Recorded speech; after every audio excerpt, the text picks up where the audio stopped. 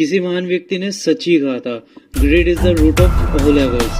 लालच सभी बुराइयों की जड़ है। एक इंसान का डाउनफॉल हो या धरती का डिस्ट्रक्शन, और लापरवाही की कीमत क्या होती है? लापरवाही से हादसे होते हैं और लालच से तबाही होती है। अक्सर हादसे टेम्परेरी इफेक्ट डालते हैं, पर कभी कभी ऐसे भी हादसे हो जाते हैं जो कि ऐसा इफेक्ट डालता है कि हजारों सालों तक इंसानों को भुगतना पड़ता है। आज हम जिस डिजास्टर की बात करने जा रहे हैं वो पूरे इंडिया की ही नहीं बल्कि पूरे वर्ल्ड की सबसे बड़ी इंडस्ट्रियल डिजास्टर थी, जिसका अंजाम आज भी भुगता जा रहा है। जितने लोग चेरनोबिल प्लांट के इंसिडेंट के बारे में जानते हैं उनको ये तो पता ही होगा कि उस घटना का इफेक्ट धरती पर 20,000 सालों तक रहेगा, पर यह घटना अपना इफेक्ट धरती पर बहुत समय के लिए छोड़कर चली गई, और इफेक्ट तब तक रहेगा जब तक धरती रहेगी।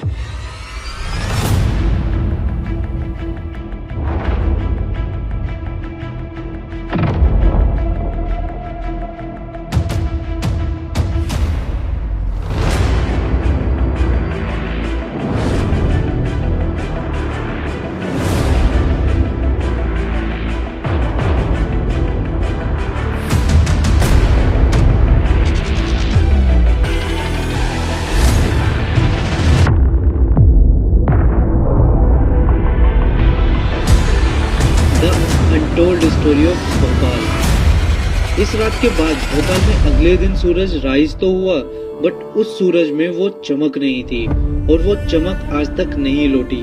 चमक लोगों के चेहरे की खुशी की, वहाँ के तंदुरुस्त बच्चों की चमक, जो कि बाद में इंडिया का वैल्यूएबल यूथ बनते, बट उस घटना के बाद नहीं बन पाए इंडिया के valuable youth. Bhopal gas disaster ये इंडिया की हिस्ट्री में एक ऐसा घाव बनकर रह गया कि लिटरली एक घाव जो कि कभी ठीक नहीं हुआ और कभी ठीक नहीं होगा।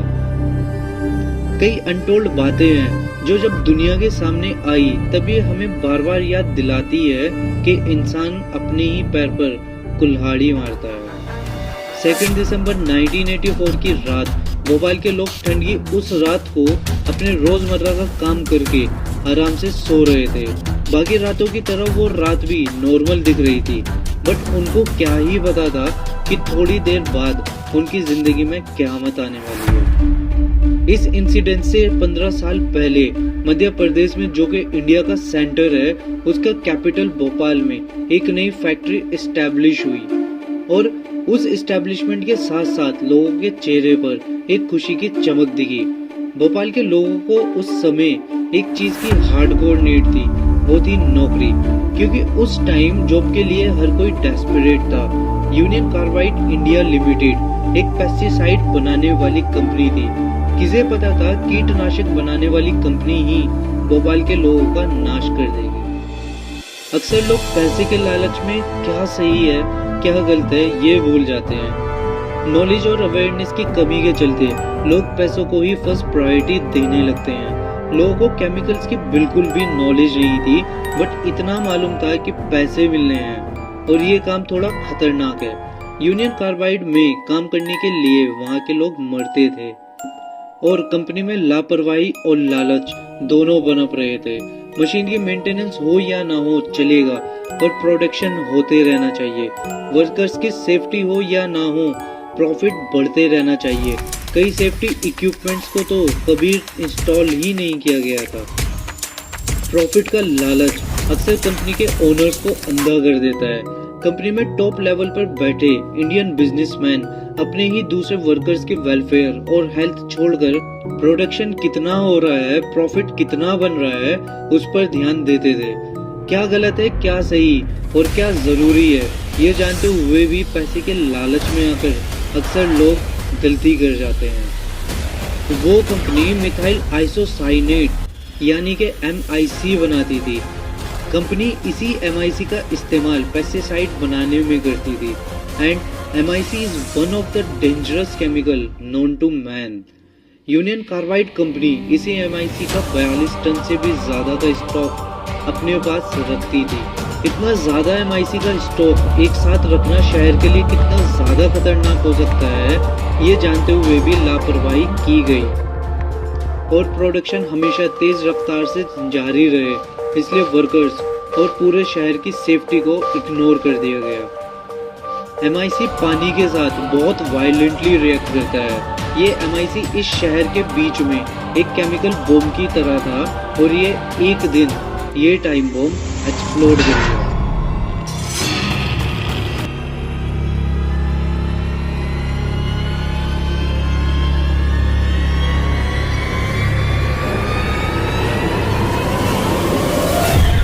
दिसंबर 1984 की रात 1 बजे के आसपास अचानक घरों के लोगों को अनकंट्रोलेबल खांसी शुरू हो गई। घर के हर एक सदस्य खांसने लगे।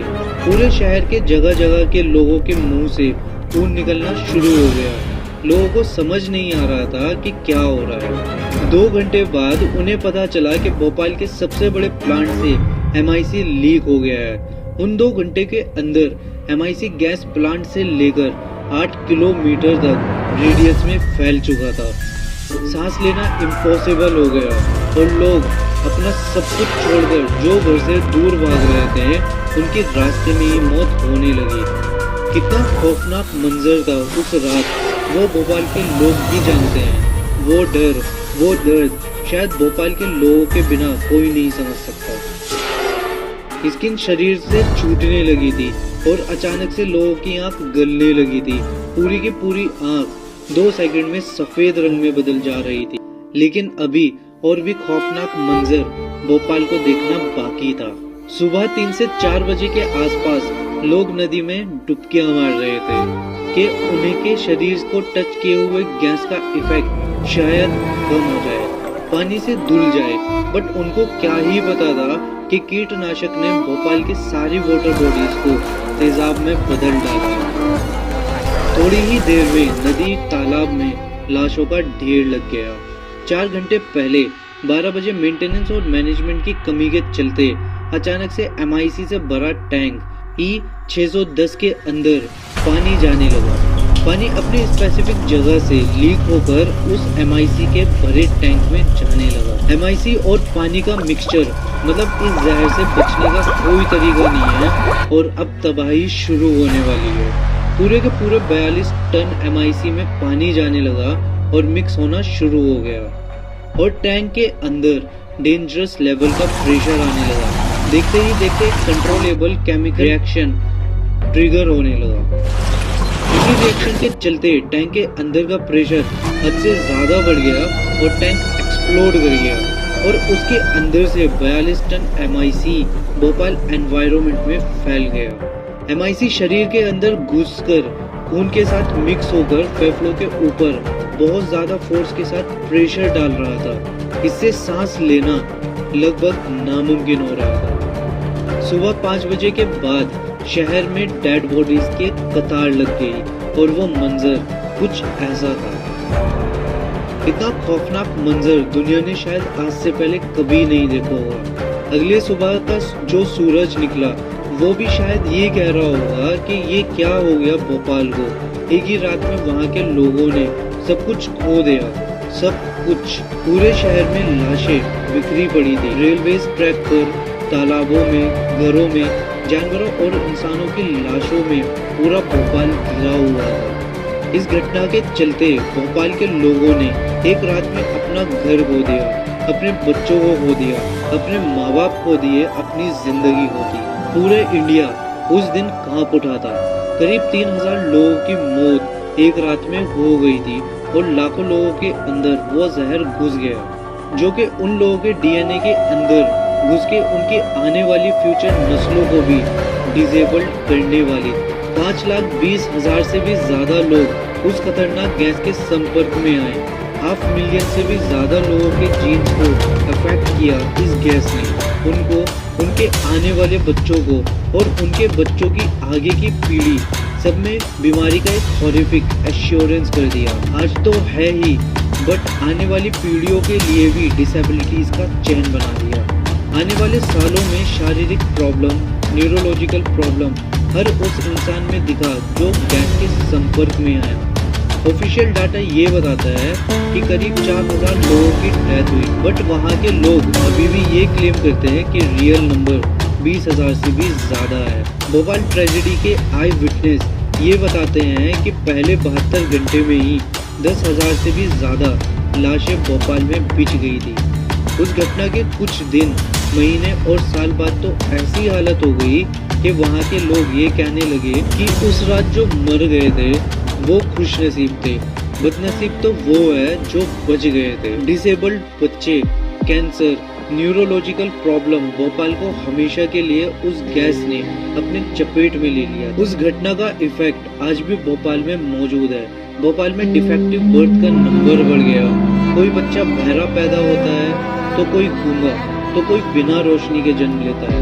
आज भी वहाँ के बहुत से लोग हॉस्पिटल में रेगुलरली जाते हैं उसी गैस के चलते हुए बीमारी या उससे रिलेटेड किसी दिक्कत को ट्रीट करने के लिए।